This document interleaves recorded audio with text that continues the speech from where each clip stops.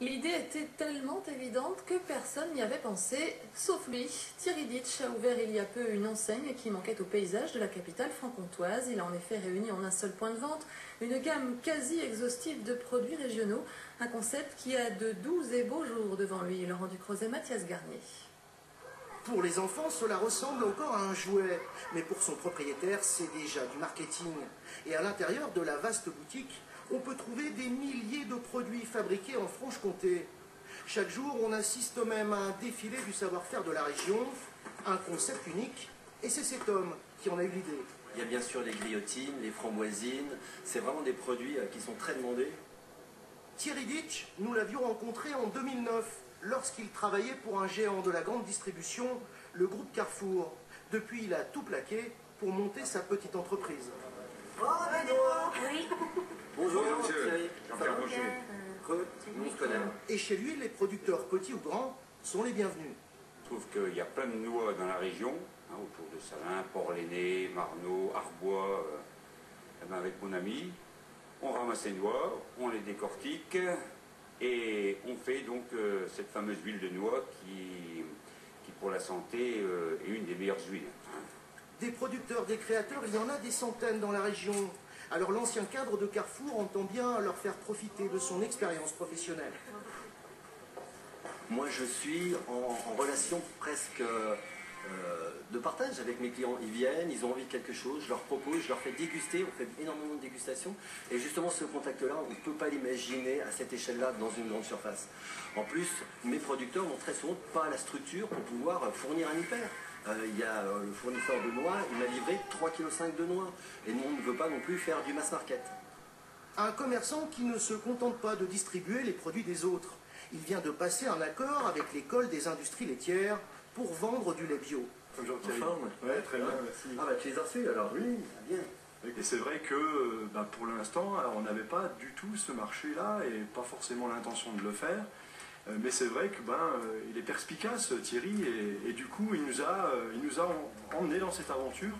Donc aujourd'hui on fait à peu près une cinquantaine de litres semaine.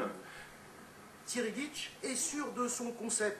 Il n'envisage pas pour le moment d'ouvrir d'autres boutiques de ce genre, même si nos voisins suisses l'ont déjà sollicité.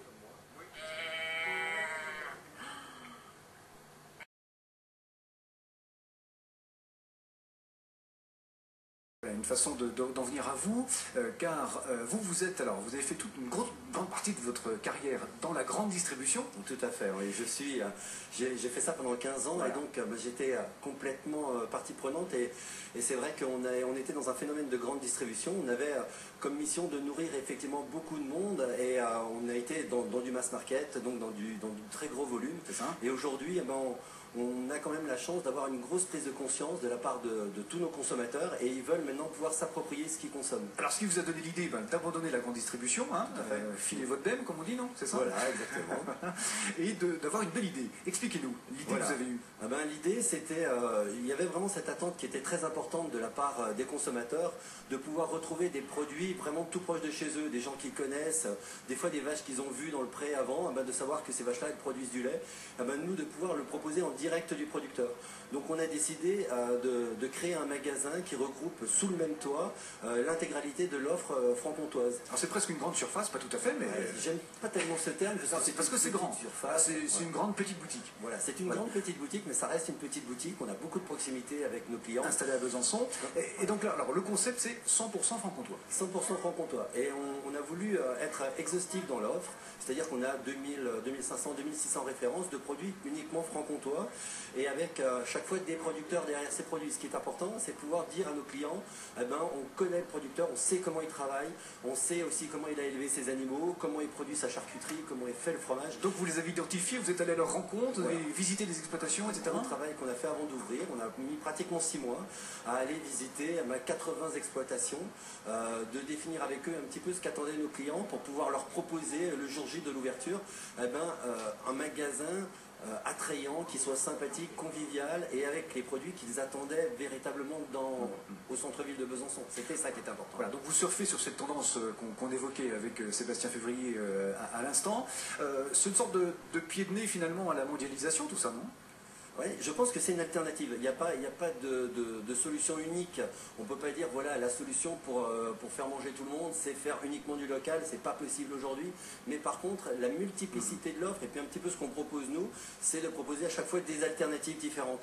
On peut aller directement chez son producteur, c'est peut-être la solution idéale, mais quand on est au centre-ville, c'est pas toujours possible de faire 20, 30, voire 40 km pour aller chercher sa volaille.